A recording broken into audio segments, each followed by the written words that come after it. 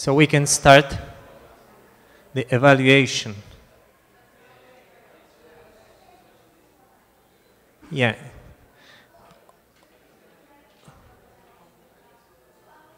We need to check the impedance. So knowing the international rules, we have to check first. In this situation, let me show. In this situation, if you cannot see anything, it is probably the neutral electrode which is placed here, or one of the mastoidal. Let me check.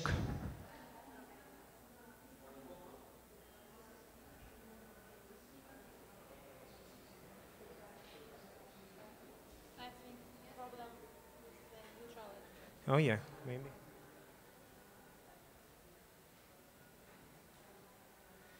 Give me this syringe.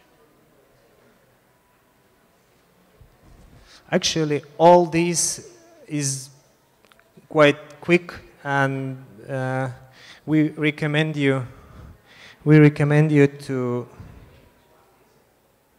do the EEG while patient is lying, not sitting.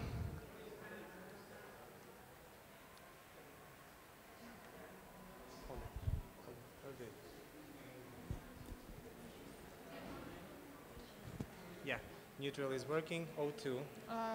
Он пустой вообще.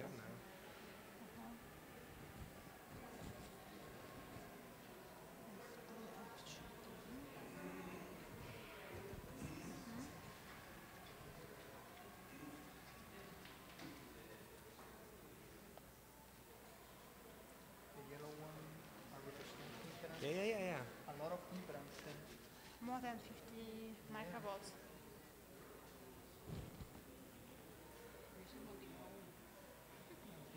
Because the gel.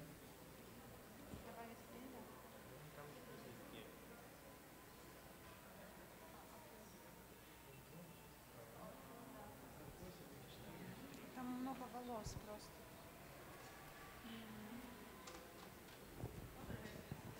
Actually, this is not the best syringe. You should use the regular one. I think this is for ICU.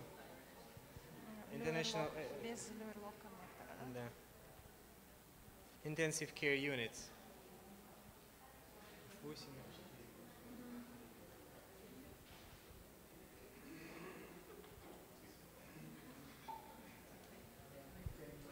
Окей.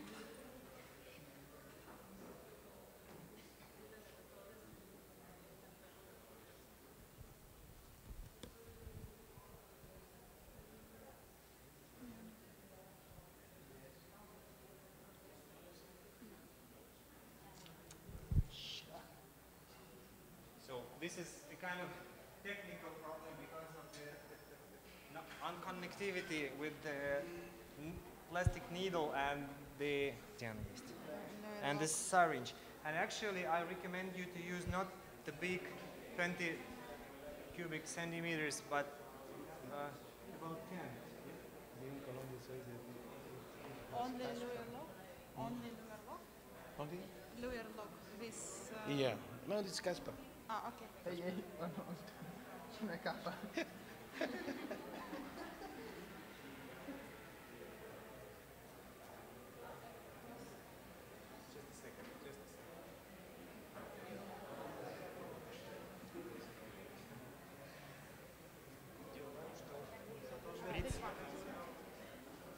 У него там... Не в этом дело. Туда не пролазит даже внутрь. Сделали. Вот, сделали. Окей.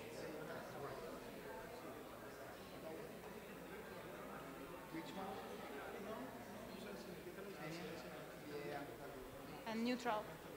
Хорошо, все. Дай мне микрофон. Okay, you can see that all of the electrodes are showing very, very low impedance. Actually, in the best situations, they should be not more than 50 kilo ohms. But now we receive the very, very clear picture. The next thing, we have to identify that while changing the montages, please switch into a double banana. You see there is a big set of montages which you can combine, add or delete, which you are not using. So this is a universal set for the biofeedback, for polysomnography, for EEG.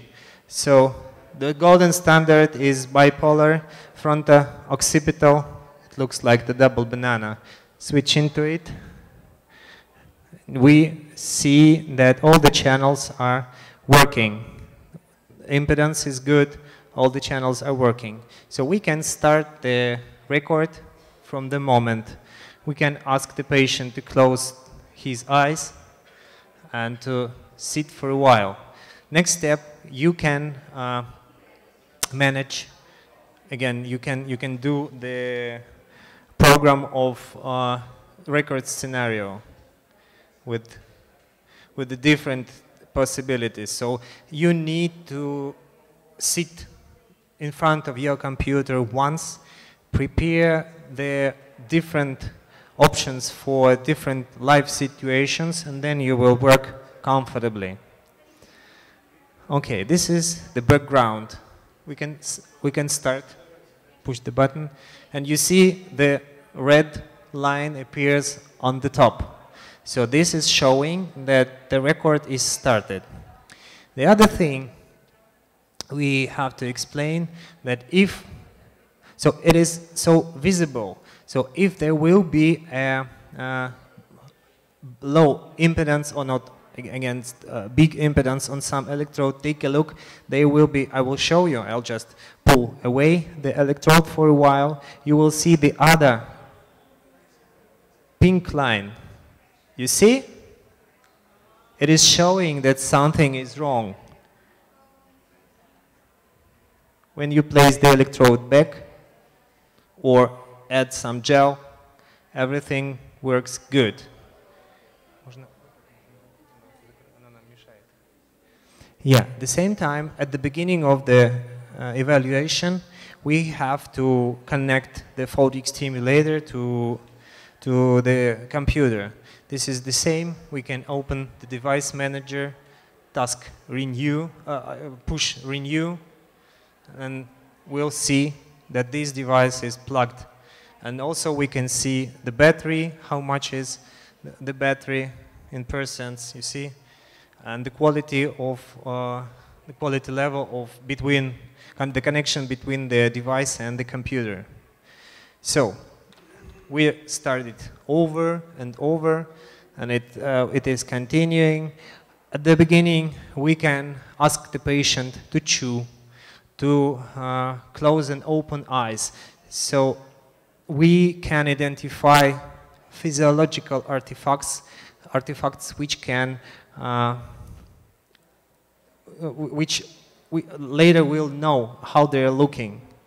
So we should not produce the whole evaluation right now. I think we can switch into the photic stimulation. So this is the photic, close your eyes. Yeah, switch. There are two options. Make it into the automatical or manual regime. You see, it is blinking.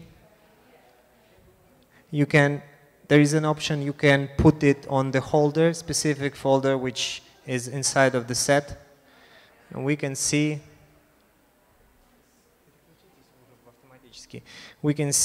the background activity or how the brain is reacting to the stimulus. Yeah, this is a pause. You see the next frequency will be 5 Hertz. And then 10, 15. So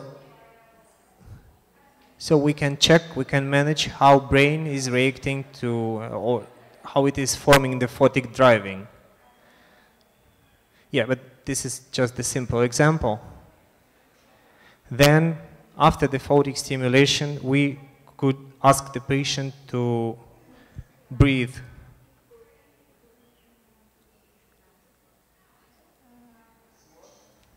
And to breathe.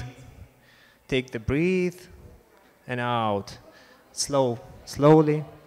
And you see the marker, the hyperventilation. You see, you can divide it into 3 groups. You can unite them, join them together, and it will be the only one hyperventilation. So then we can check, we can see the changes on the EEG, if they are or not. Then you can add here, as I mentioned before, opening and closing eyes, recovery after the hyperventilation. And then, when you finish the whole examination, you will push the button, stop the record, and then you see the red line disappears on the top. Then you push the button, monitoring, and that's all. So we have the whole record of the brain activity. I forgot to tell you that even when the exam is on the line, on the air, you can return back. There is a special option, just sliding from page to page, forward and back. So yeah, you can continue. If after the finishing, you just closing to your patient and you see that he's ready to show us the seizure, you can push the button back, return the make the record again, and continue the evaluation. So the simple option is that you can put.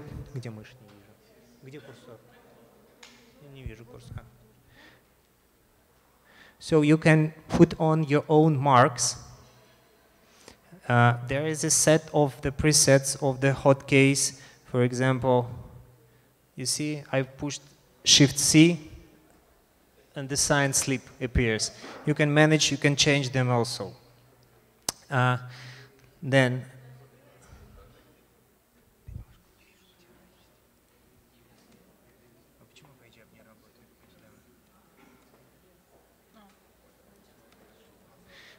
you know, on the regular keyboard, there is a page up and page down. I don't know why it doesn't work on this laptop.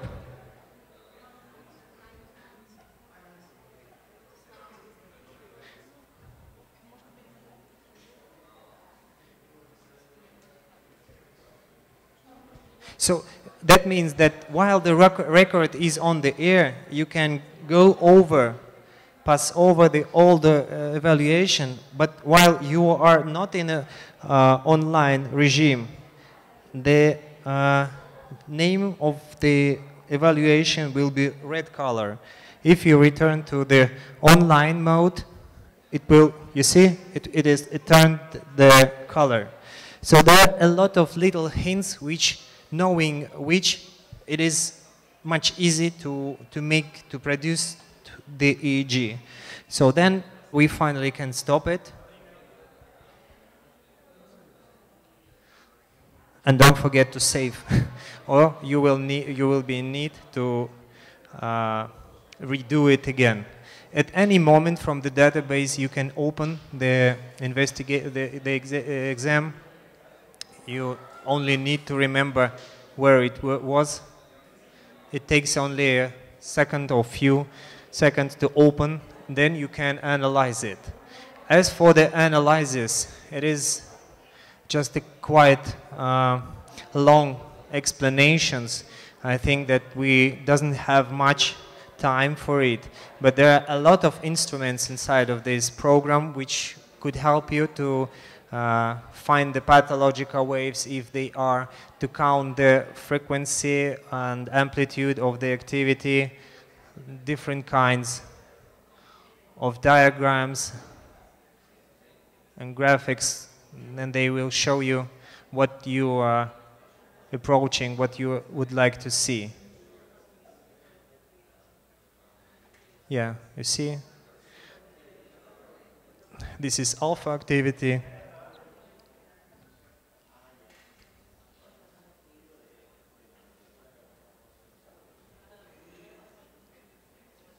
And also, you see the artifact, or when the impedance was high, it is shown on the top. And all the markers which we put before, they are on their own places. And after the finishing, when the technician is finished the evaluation and the doctor is looking it through, you can see all those markers, especially sleep, you see. So it is really easy to manage the interface. It will take patience and time once, and then it will be easy to work on your daily routine. Okay, if you have any questions, we can answer.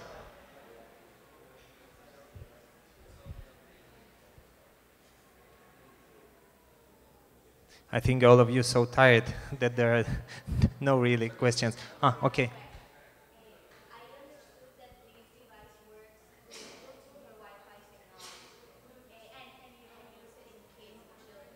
But taking into account, some studies that say that Bluetooth or Wi-Fi are not good for brain development in kids, like what is the recommended age to use it in children? Yeah. Okay, thank you. It's a really amazing question. Actually, the waves, the frequency of waves of Bluetooth and the power of this Bluetooth signal is so low. It doesn't take any influences on the brain, even for the child. In my own practice, I have pediatric patient who was newly born at the age only of 7 months. So it was not any problem. He was in the status epilepticus. We did it few times with the period about 3 or 4 days. So always, if you can measure or if you can identify that there are only 2 batteries AAA in there, and there are only 4 batteries. So this is like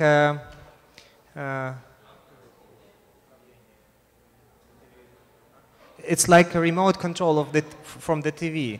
So it's often, answering your question about the children, infrared is using the radio frequencies too. So it happens often that the parents are sitting and changing the channels on the TV and children are there or in front of them.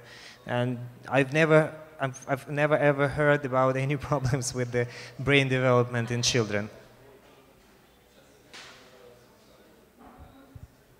Any more questions? Okay.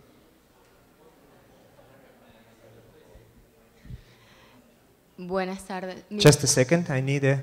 Okay, I can make a question in English. Oh, that will be perfect.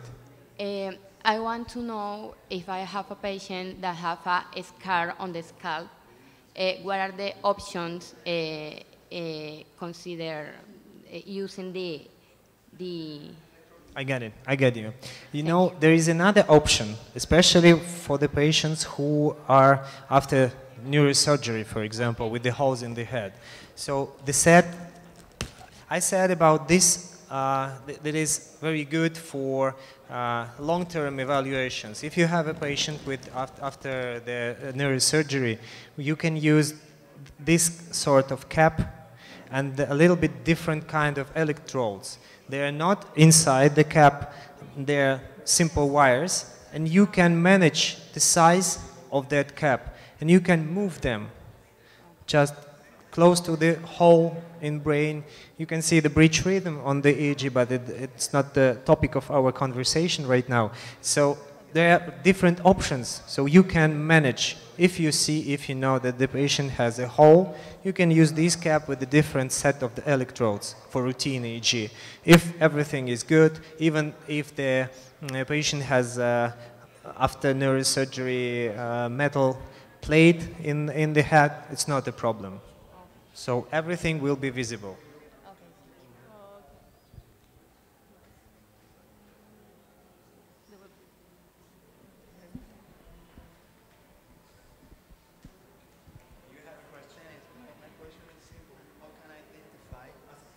How can I identify the kind of wave, for example, choosing the last one, for example? No, not the last one. F, F7, for example, F7A1. Can you identify, please, where is the beta or theta wave? Okay, you would like to know just on the fly where is the waves or how to differentiate them. There is, first of all, thank you, Xenia, there is a specific tool which can help you. This is a zoom. You can put the zoom on any wave and you will see its amplitude, its frequency, its phase, how long this wave is. So for identification of the pathological activity or even the physiological waves, there is no any problem. But on the fly, this is better. This is close to theta waves. 2, 3, 4, 5. I think in a second it will be about 6, 7 waves. We can move on through the EEG on the passive awake state. I think it was at the beginning.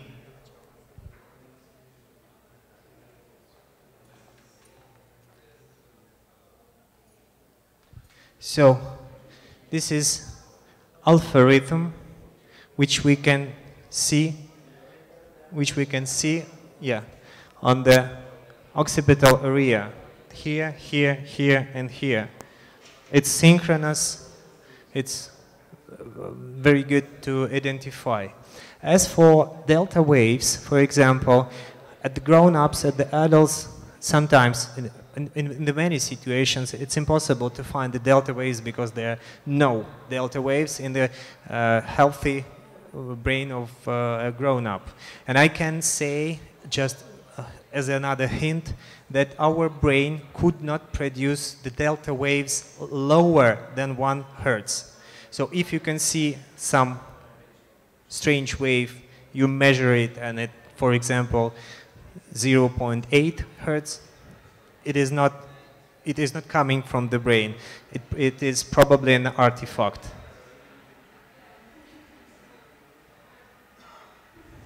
So I can repeat that you need to spend few hours sitting in front of this program, knowing this interface, just having a manual book in front of you, and later you will know where each button is situated or what to do in each concrete situation.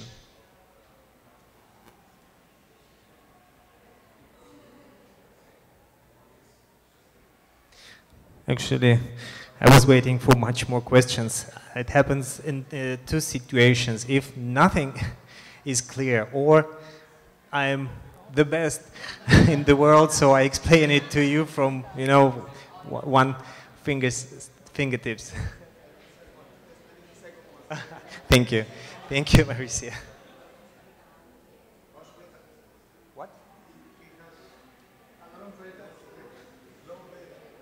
You know, for the epilepsy diagnostics, it's not necessary. No, it's not important.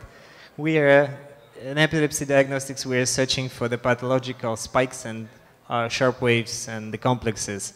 So, as for the beta, I think that in different situations, for example, in the morning when he feels comfortable after a good night, the beta level will be lower. In the evening or after the exam, for example, when you are agitated, the beta grows up. So this is a daily influence, not influences, this is a daily movement of different kinds of activity, because EEG is a functional method of the brain activity. So that means that it can change through the day, in the morning or in the evening. Okay, if there are no more questions, we can stop our discussion and presentation. And then I think you are waiting for the speech of the Dr. Andreas. So, thank you. Thanks to you. Thanks, Dennis. Thanks, Senia. No tienen preguntas, ¿verdad? Ahora viene... hasta aquí llegué yo.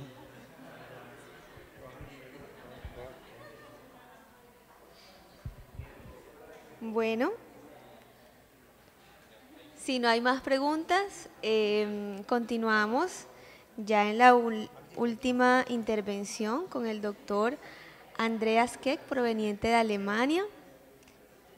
El doctor Andrea, médico, doctor en medicina interna, en cardiología del Albert Ludwig Universität of Freiburg en Hamburgo.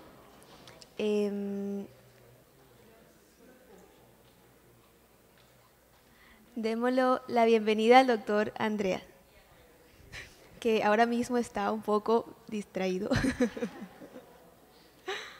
Tenemos un agente distractor, un bebé, en la sala.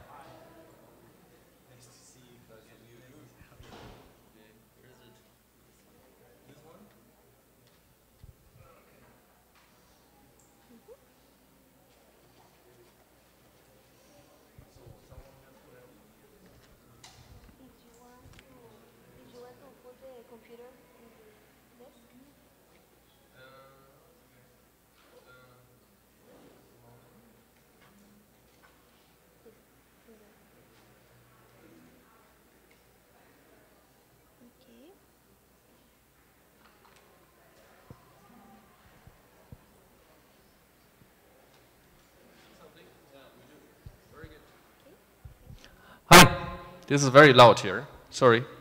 I have to adjust. This is better? Okay. Now, my name is Andreas Keck. Hello. It's nice that you're here. I've heard already that you're a bit tired because it was a long day. And to be honest, I'm a bit tired too, but I think it's very nice that we have the chance now to talk to each other here. I come from a very different reason. I'm not a neurologist. So I'm a cardiologist. So the question is what I'm doing here in a neurology environment. In fact, I'm a specialist for digital health, and I think this was the reason because we are here together, because digital health is present in every part of medicine, and I will show you very shortly in three parts what we see about digital health. So the first part will be the digital health market. The second part will be the company which we are leading, what they are doing. The third part will then be an extraction of digital health functionalities in different neurological indications. So let's start. Well, first I would like to ask who has any experience in digital health in neurology? No one. Okay, so everything is new. Perfect. Now let's start. Let me see. Now first, you know, digital health is really present in every segment of medicine. And you see we segment digital health. By the way, hello. Nice to see you. We segment digital health in prevention, diagnostic therapy, and management.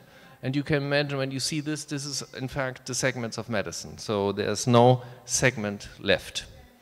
Now when you look at digital health, it's a really broad field. And what I want to point out especially is that digital health is not only electronic health record or digital pills or telehealth.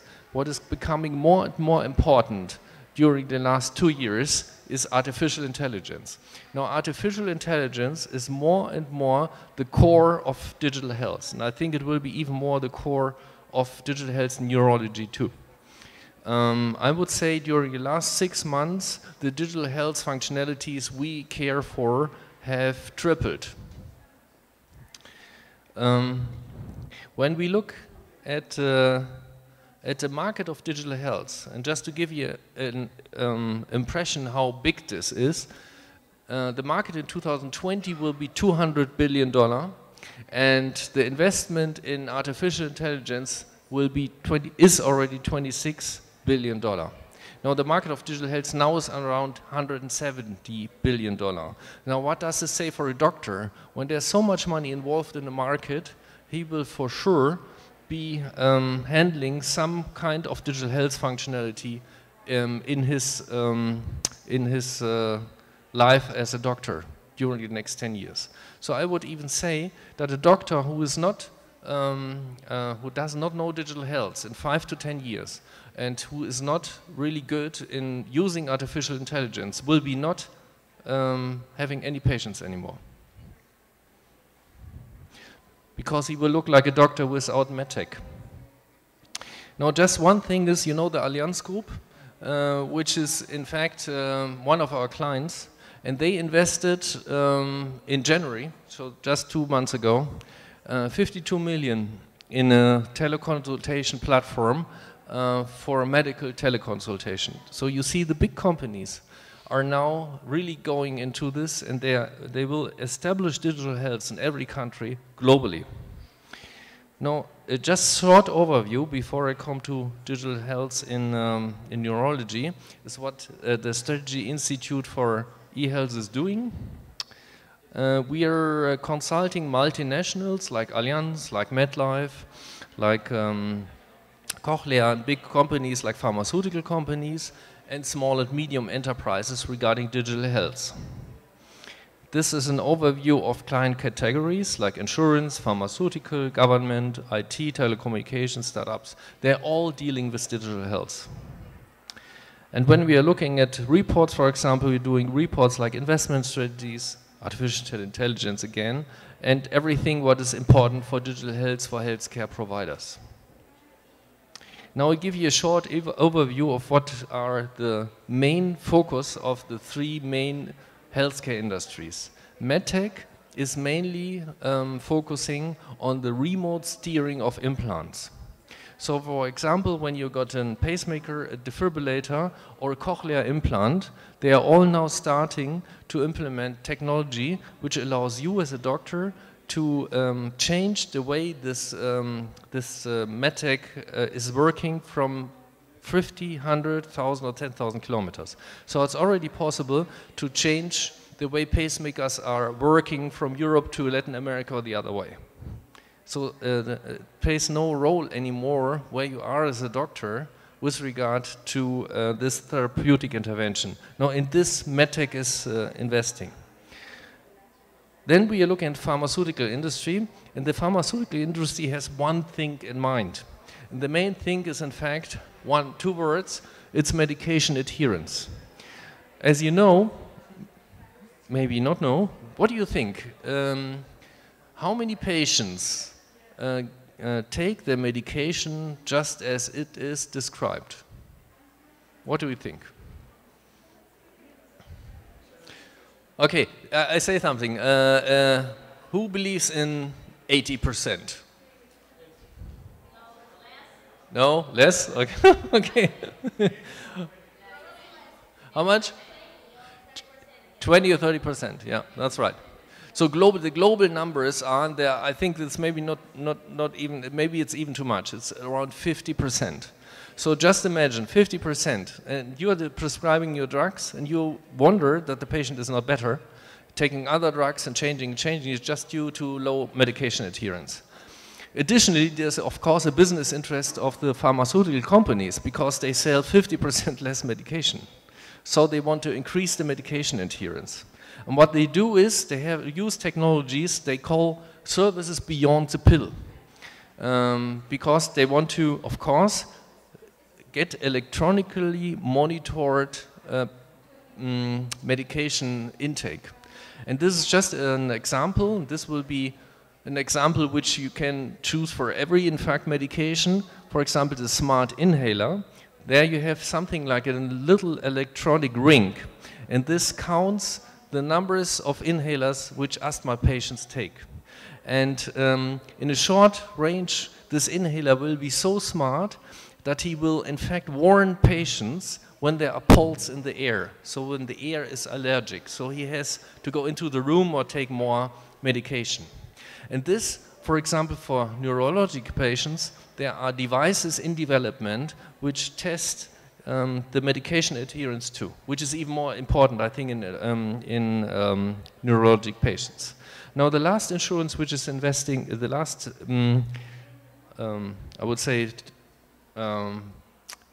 healthcare segment which is investing in digital health are insurances, and they are really heavily investing, for example, in video consultation or in electronically monitored healthcare plans. And I showed you the investment in the American Well company which does video consultation, which is very important and which might be interesting for you as a, thank you, for you as a doctor in a clinic.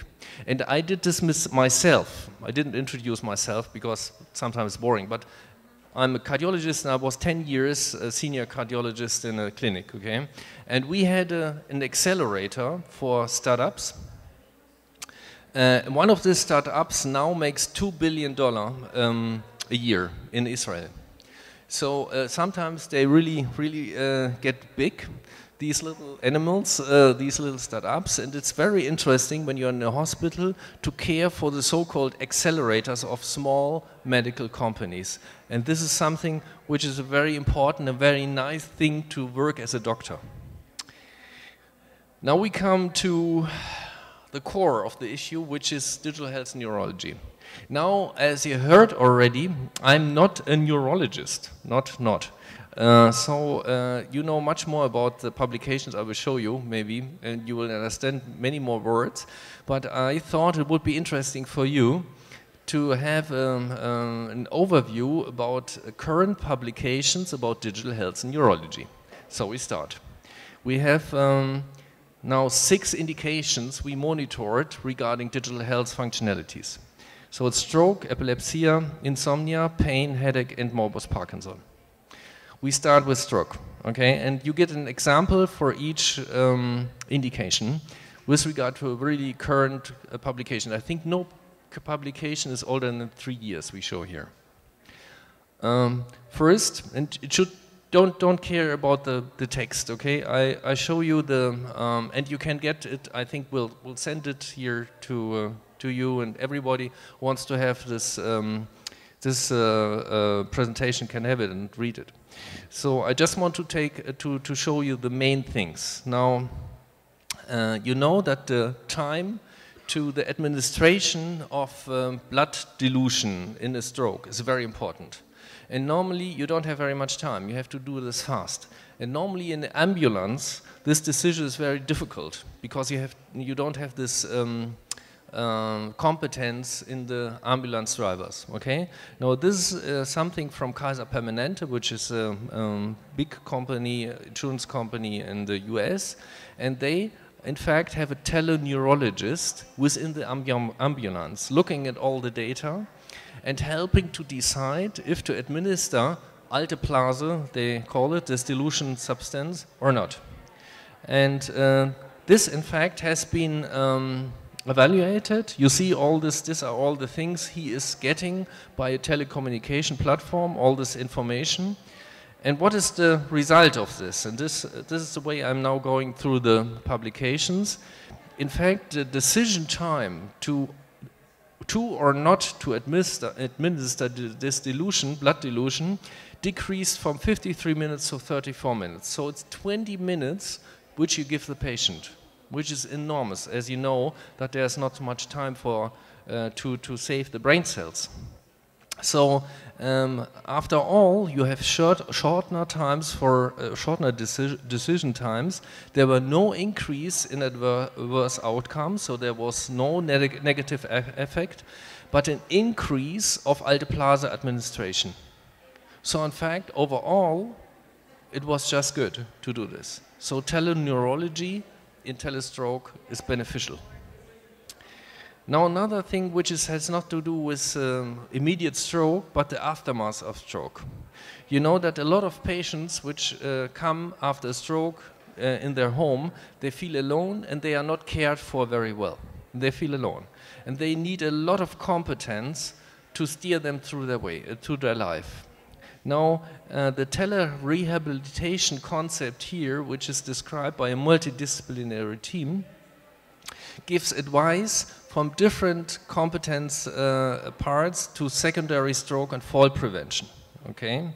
And in fact, they evaluated in the study the feasibility of weekly, so every week, tele-rehabilitation home visits.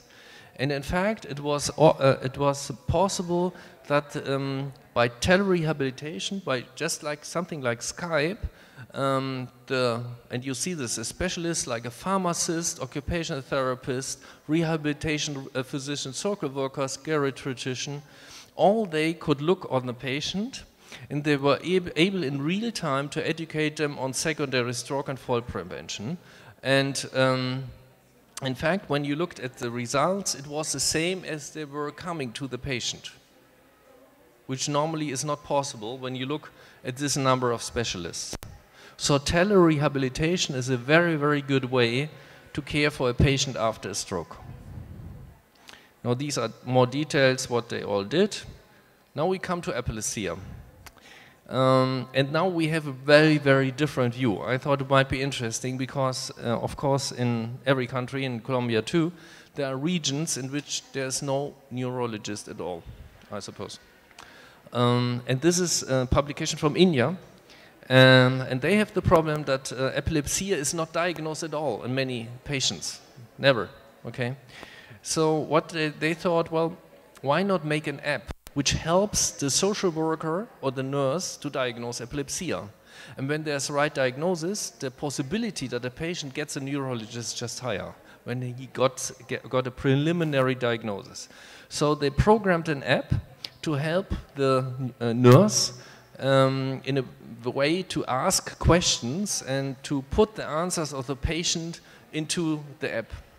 And what is, I think, very impressive, the nurses managed in 73% of all cases to make the right diagnosis that there is an epilepsy, which is very beneficial because it increases the chance of a patient to see a real neurologist in India.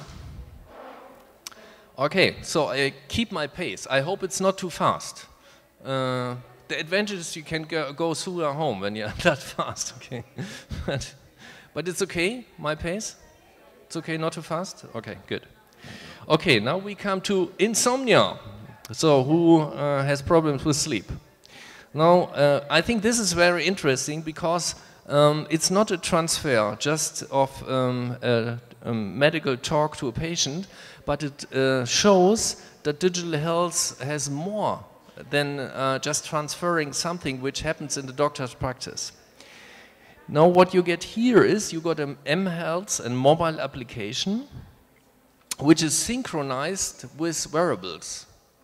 And so you get an advice how to in fact sleep regularly, how to eat so that it's not bad for your sleep, how you make sports that it's not bad for your sleep. But this is monitored. So when the app and when the therapist tells you you should go to bed at 10 p.m., you have got a variable. This shows if you go to bed. Okay? And this makes your compliance much bigger. Okay? So your compliance is absolutely more reliant when your behavior is managed. So it's kind of a very much monitored cognitive behavioral therapy.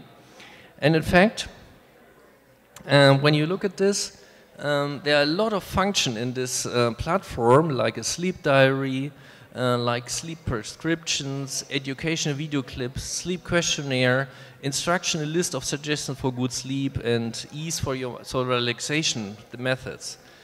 And I think the most important thing is that everything is measured. And when you measure the result of the sleep quality, it significantly increased after this remote intervention. So I think this is a very nice thing, especially because you are monitored if you are going at the right time to the bed and if you are really sleeping long enough. Now we come to the issue of pain. We all know that a patient, when he comes to you, sometimes says, well, I have so much pain. And you ask him, well, what is so much? And he says, well, a lot. And this doesn't really, of course, give you the right impression. So pain diaries are important. Now, the patient which has just a book and writes something like numbers in it, this is very difficult to read. So you have electronic pain diaries which upload the information from the pain into the cloud. And what you see is, in fact, that you get a very, very good overview. Patients are following this in 50% of in this study. 50% of all cases managed to work with this mHealth application. And the doctor had a really, really nice overview, really nice graphs with regard to the intensity and to the time of the pain. Okay, we come to the second last, which might involve some of you too, which is headache. Now, headache is very, very often, as we know. The question would be a lot of headache, non-acute headache, so it's not an emergency headache case, go to the doctor and cause a lot of costs. Now, what is done here is a one-time telemedical consultation with a neurologist was monitored in Norway 3 and 12 months after with regard to patient satisfaction regarding a headache consultation. And what was done is just a normal, I would say it's a Skype technology almost. They just received this one-time consultation. And the result was, compared to a traditional group, and this was really randomized, that the satisfaction with the telemedical consultation was just as good as the patients which went into the clinic. No difference. 12 months follow-up, which means you can do a headache consultation as a neurologist with proven efficacy just with your telemedical device. Now we come to the last, morbus Parkinson. Now I want to introduce you, I think, a very fascinating platform to monitor the efficacy of medication in morbus Parkinson. We all know, I think we had a project in southern Chile. In fact, one time there's an island which is used as a holiday island, which has got around 130,000 population and 4 neurologists, not more. Now they have the problem that when they have Parkinson patients on this island, they deteriorate in their health and the medication change is far too late. Now there is now the possibility to monitor, for example, a lot of parameters, and I show you which kind of parameters are measured. Here you see the patient. The patient is here, he has got a smartphone app where he can communicate, and he got a lot of sensors, and all these sensor data are uploaded on a cloud and in fact analyzed by artificial intelligence, and all this information gets the caregiver or the healthcare provider. And now I'll show you, as one of the last informations I will show you, that's the cloud around the patient, what kind of information is derived, and I think this, here we can go a little bit more at the end in the detail, what kind of information is shown by these sensors. It's just like tremor, postural tremor, dyskinesia, dyskinesia duration, bradykinesia, gait changes, I think, which are very important in diagnosing insufficient medication, finger tapping, cognition, reading ability, mood, and so on, and even the sleep and the activity times. So you get a full picture of the, in fact, efficacy of the medication and an early warning when the medication is not enough. I think, for me, it was really, really impressive. Now, the last study I want to show you is virtual house calls for Parkinson. You remember, maybe it's very similar to headache calls. Now, what they did here is a 1-year randomized controlled trial with 4 virtual visits via video conferencing. So it's not sensor-based, but the neurologist got an impression, just like in his clinic, just to look at the patient, how he was behaving, how he is talking. And now we got two results. From the patient, you see that the average satisfaction is clearly above 60% in all relevant categories like care, convenience, and overall. So high patient satisfaction. When you look at the physician satisfaction, it's lower. So the physicians were not as satisfied with this visit as the patient. But I think, to be honest, I think the patient satisfaction might be a little bit more important.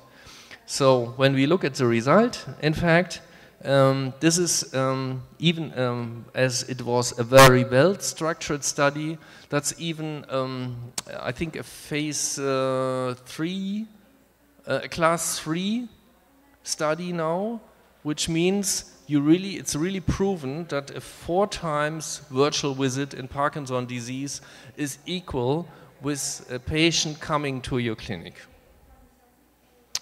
Okay, now this was a run through these 6 indications with regard to digital health in neurology. Be aware of the fact that there are many more study designs and studies and publications, but I thought this would give you a first impression that digital health is very present already in a very good proved way in almost every indication in neurology. Thank you very much.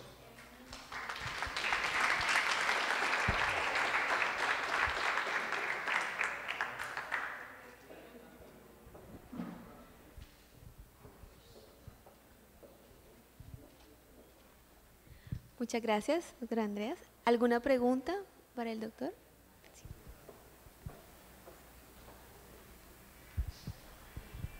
Muy buenas tardes, doctor.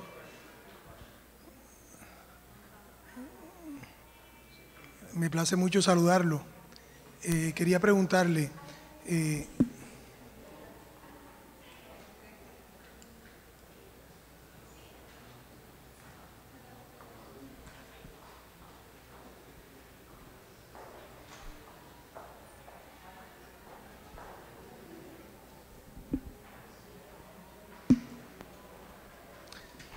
buenas tardes, me place mucho saludarle.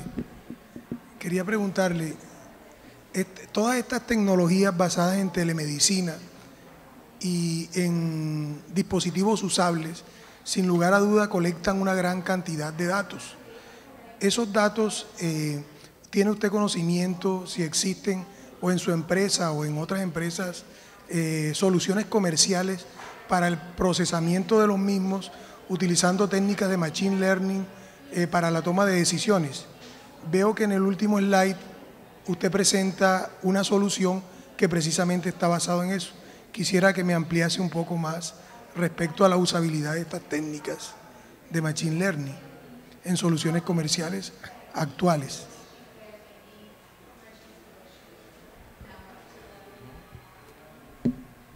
Now that's a very, very interesting question, especially because it's so interesting for us too. Now in these publications, in fact, the technical solutions, for example what I described, with the processing of the data from the Parkinson patients in the mHealth cloud, I would say, is not described. So these are medical publications and therefore it's not the focus on the technology. But to be honest, I can say for sure that there's no business solution or no business case at the moment with regard to all these data. We have a lot of experience with regard to data from hospitals, from telemedicine, from mHealth. And I would say not more than 5% use these data for business, which I think is just a matter of time that there will be a business solution for this. But I want to go further. I think the real reason is that the value of the data is not known by the healthcare provider. There's a market for healthcare data which is quite huge. The largest company for healthcare data is IMS Health. And they have got a multi-billion business on healthcare data already. And we are involved in valuing healthcare data globally, and we see that every clinic and every, I would say, telemedical device just wastes a lot of money by not valuing the data.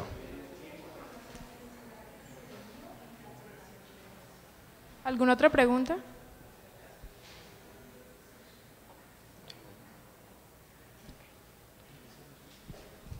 Okay, so thank you very much. Have a nice day.